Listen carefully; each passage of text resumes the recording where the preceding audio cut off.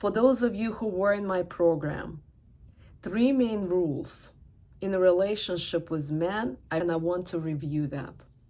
A woman must look at her man through 3 eyes.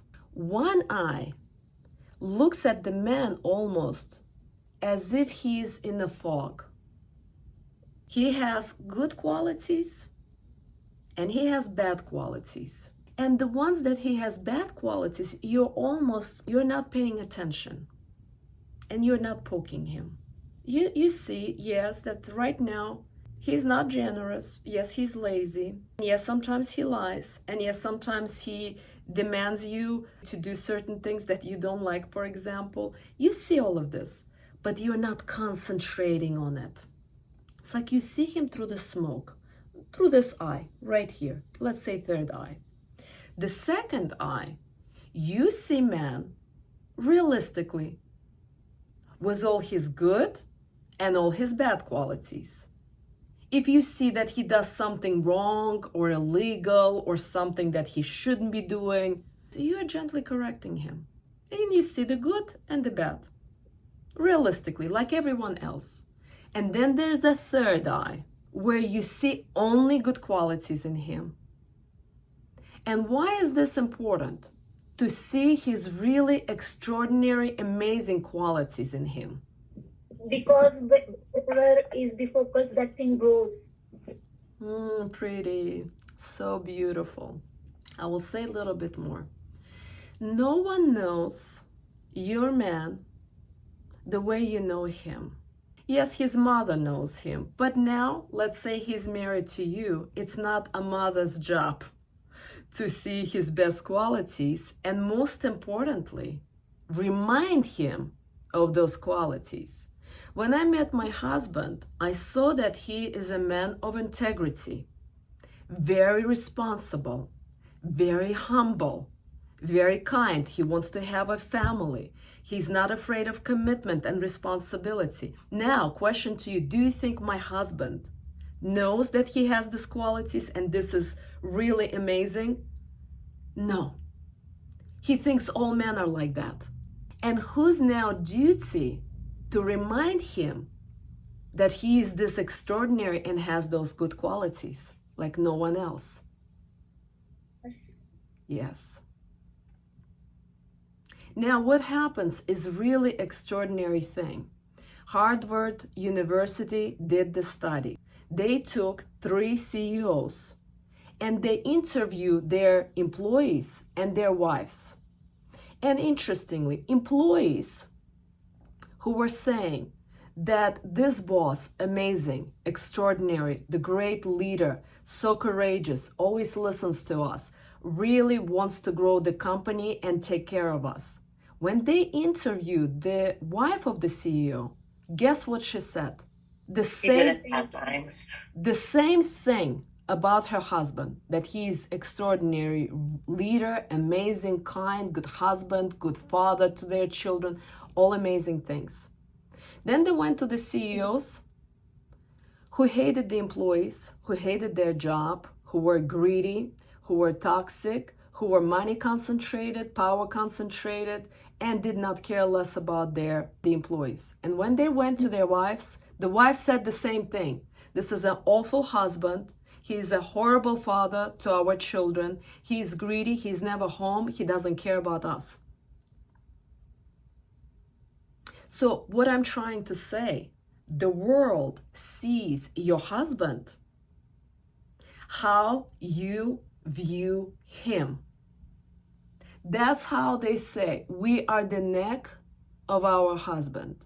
If you think your husband is the wonderful man of integrity, humble, responsible, great leader, provider, protector, will always have your back, that's how the world gonna see him. If you think he's a loser, cheater, liar, irresponsible, lazy, toxic, how do you think the world will see him? The same way. So we either build our men or we destroy them. This is invisible power of every woman. In Vedic knowledge, say that a woman either curses a man or she makes him a king. Your choice. Do you want to make your man a king, or do you want him to be cursed and have nothing and be nothing? And ladies, this is so hard to be with. This is how powerful we are. Men think, I am a CEO because of me. No. Behind every CEO, guess who is? Woman. A woman, a muse, a wife, a mother of his kids that believes in him. Now, will he be a great CEO that will make a difference in the world with this company and employees and the world? Or he will be greedy and he will be destroying the company and the employees? It's up to us. That's how powerful we are. And so just want you to breathe through this and tell me what's showing up. Because every time I hear your messages, your text, your questions in our group, behind it, there's some kind of, let's be authentic, some kind of complaint. And please know that a man has 3 needs. For those who've been in my programs before, please share what are men's 3 fundamental needs. For those of you who've been around for 1, 2, 3 years should know this, like 2 + 2 = 4. For those of you who are new, you're excused, no worries. Feel appreciated, respected, and have his freedom. All right, I get it. You're collapsing too and mixing it up, but let me share. So please, ladies, good job, Kristen, good job. Thank you for trying. Ladies, write it down. So man has 3 roles: being a leader, provider, and protector. These are their 3 roles. They're born like that. Every man wants to be a leader, provider, and protector. And I get in our society right now, we're a very broken society. Men are resisting that because they didn't have a father figure. And that's why they're shifting to feminine energy and they resist it. But in their core, they still want to be a leader, provider, and protector. But man also has 3 fundamental needs. The first one, being needed. Now, if you go to work and you make your own money, you buy your own house, and you buy your own car, you pay your own bills, do you think a man will feel needed next to you? Be authentic. You see, in our modern, especially Western society, we brought up like, well, I gotta help him. I gotta be a partner. And I'll tell you even more. 20 years ago, I had a lady who was cleaning my home. And I saw that she was missing 4 or 5 of her teeth, and she was only in her mid-30s. Her veins in the legs were popping. And I was talking to her. I'm like, honey, when are you going to take care of your teeth? How can I help you to take care of your veins? Because you're only in your mid-30s. What's going on? She's like, I'm working hard. I'm cleaning 5 houses a day. I'm saving money so my husband and I can get a down payment for our home. And I thought, wow, even then, something did not feel right. To make a story short, 3 years later, I see her divorced. She already gave a birth to twins, and she's divorced. And I say, what really happened? She said, well, he met a woman online all the way in Ukraine or in Russia, and he's now traveling back and forth, and he divorced me. And I realized I've been saving all my money to buy our home. Now I bought the home with my money, and he left. He didn't even need the home. This is a very painful truth. She was saving money to have this material good, beautiful home, and her husband started cheating online and at the end divorced and went to Ukraine or Russia to get a woman. Why am I sharing this? What is confronting in you right now?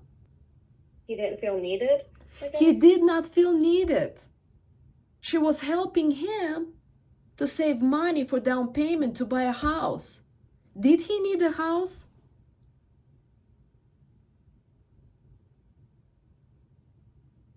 What a man really wants. Because what we want and what they want is two different things. So let's for a moment shift. What do they want? Peace. Sure, for sure. They want to come home and experience peace, absolutely, and not nagging wife. Yes. What do the men want? To feel appreciated? Absolutely. The golden rule, ask a man what you want and appreciate for what he gives. And keep repeating it over and over and over. But men definitely want appreciation. What else? What do the men want? Femininity. Yes. But what does this femininity really means? Being able to receive their help? Men do not need help, Sarah. Forget about this feminism nonsense. Being a woman receiving the man's help, like. Yes, yes, beautiful, yes. Men want to feel needed, that he can pick up your luggage from Whole Foods and get you to the trunk. Every time I'm shopping in Whole Foods, men always approaching me. He's like, would you like help here and would you like help there? I'm like, could you please? And they're carrying my shopping and they're putting it in my trunk. And they're like, you made me feel so good. They said I made them feel so good. Because most of the women were like, I can do it myself. I can do it myself. If you can do it yourself, you will be alone doing it yourself. Man wants to feel needed. A man goes to work for you. He wants to provide and protect for you. He wants to achieve things and become leader for you. And I was doing everything on my own and did not make my man feel needed. What is something there with you? Who wants to share? Everything is clicking for me. I was feeling entitled to his support and trying to create a business and income because I didn't trust him to support me because our life wasn't heading in that direction. So I've isolated myself to focus on this and to make him not feel needed. And I can tell that I have been trying to destroy him and not build him up. I've been very resentful. Yeah. Thank you. Thank you for acknowledging that you try to even destroy him and resent him instead of building your man up. And what's going to be different now, Sarah? Because the trust, not trusting him, will continue to show up. Because ladies, your patterns are still there. What are you going to do about it? I'm going to practice appreciating him because he does have a kind heart. I just am so focused on what he's doing wrong that I keep dismissing all the good and I just keep piling on because I'm just so angry that I don't want to admit that he does anything good. So I really want to shift my focus to appreciation. Really, really great. Thank you, Sarah. Anybody else before we're going to move on? Second point. So first one is man needs to be needed. And the second one, which is going to be very hard for you ladies to grasp, a man needs to feel that he's free. He is not controlled, that he can get together with his guy friends to play basketball, to go to play ping pong, or go watch sports, or go to soccer, or baseball, or basketball, that he has his life. And you're not attached and want to do with him things 24/7. He needs to have his own time, his own space. He needs to experience that freedom. That's what it means. Who is resisting that and feel like, no, my man not going to do this, and he not going to do that, and I have to be with him. Watch hockey with him, play soccer with him, go on a basketball with him, go with his guy friends to watch boxing and etc. Anyone resisting this idea? No? Okay. The third fundamental need for a man: to be the way he is without you trying to change him. The moment he feels that you're trying to change him, he will resist and he will resent you. The simple exercise: you have black hair and black eyes, hypothetically, and he's saying, I love you, but could you become blonde and I'm gonna buy you contacts, green contacts, because I really like women with green eyes. How do you feel? And fundamentally, this is what you do with your man. You concentrate and you're poking what you don't like. And ladies, I would like for you to understand that the way our brain wired and the way men's brain wired is very different. Between our right side of the brain and left side of the brain, there's a very little hole, and that's why we can multitask. So basically, your thoughts and emotion process can go right, left, right, left, right, left, right, left. And that's why you can be on the phone and cook and watch TV and have a conversation here and there. You can multitask. A man doesn't multitask. He's single focused. And let's say he comes after work and he's really tired, really hungry, and very angry because his deal didn't go through at work, or he had a fight with boss. And how do you trigger him to go into the fighting mode? How can you support a man who is angry, hungry after work? Feed him. Absolutely. Some food. Yes. Feed him, tell him, honey, go take a shower, I'll cook for you, I'll feed you. And what else? Let him eat in silence, and give him some space and peace. Yes, let him eat. Do not overwhelm him with questions. And the worst thing you can do is ask him, what's going on in your work? Because our language of love, when we're overwhelmed and stressed, we need to share our emotions and our feelings. This is how we get better.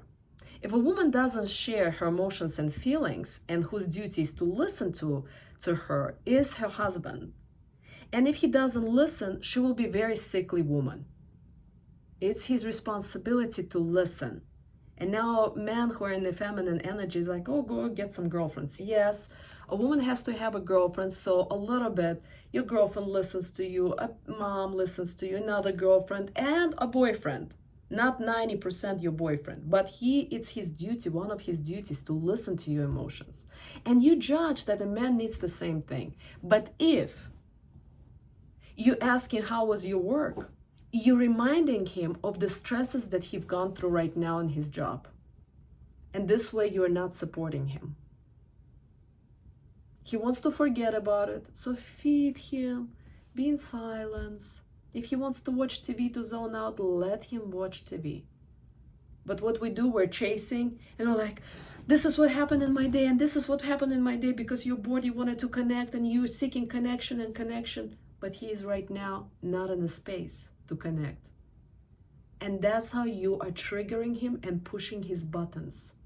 A man ready to talk to you, when he finished his dinner, when he watched his movie maybe, or TV or sports, he needs his cave time. And when he did this, after he finished, and you feel like he's relaxed, you can talk to him. But avoid the question, how was your work? You want to share about your day. How was your work day? He doesn't. And that's how you provoke him into the fight. Pushing his buttons, not knowing when to talk and what to talk about. Any questions about it? I was offering my help in a very analytical kind of way. I have very good strengths in business and analysis and strategy. So my last relationship, we were long distance. And the more he relaxed, it triggered me because I knew that to close the distance is going to require a lot of work, which I think he underestimated how much work it would take. So this was definitely triggering for me. Nicole, let me just stop you there for a moment. Yes. When you coach a man how to do things, how to make money, what do you think he hears? Anybody, ladies, who wants to guess? It's, I know better. I don't trust you. I will coach you how to become a leader, provider, and protector. And we talked about that man has 3 roles: being provider, leader, and protector, which you ladies really have to get the program. 3 fundamental rules in a relationship with men, where I go over it in details. We don't have enough time in our feminine circle to go over it.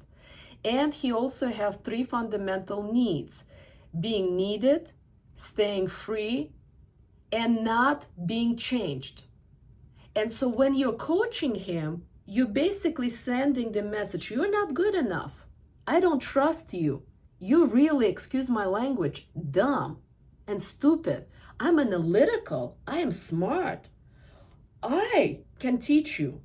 Now, if you are a millionaire and you already made $1 million, a man will come to you and pay you even money for you to teach him. But if you're broke and you're a woman that is in a relationship with him, this is the last thing a man wants to hear from you. He wants to be appreciated, acknowledged, valued. And he wants you to feel proud that he is your man. But instead, you are crushing him and telling him what to do. Not a single masculine man who respects himself, who is a provider, leader, and protector, gonna stay with you. He will run away as far as possible. And so you missed the part, the exercise, Nicole, where I was going over, digging the dirt of what we're doing to. When you're gonna be watching it tomorrow, you're gonna really get, what are you really doing? Where is your inauthenticity in relationship? You missed that part. So you're gonna get a lot out of it.